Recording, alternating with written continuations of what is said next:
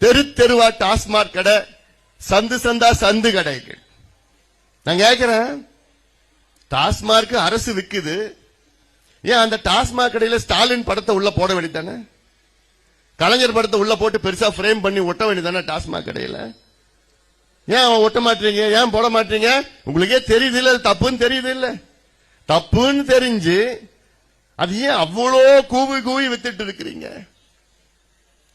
முதலமைச்சர் ஸ்டாலின் அவர்களே, 8 ஆண்டுகளுக்கு முன்பு நீங்கள் ஒரு தேர்தல் பிரச்சாரத்துக்கு வந்து அப்ப நீங்க சொன்னீங்களே, நாங்கள் ஆட்சிக்கு வந்தால் முதல் நாள் முதல் கையெழுத்து பூரண மதுவிலக்கு கொண்டு வருவோம். என்ன ஆச்சு உங்க வாக்கு? ஸ்டாலின் அவர்கள், திமுக அவர்கள் எந்த வார்த்தை சொன்னாலும் அது பொய்யாதான் இருக்கும். இனி நம்பாதீங்க, தயவு செய்து நம்பாதீங்க.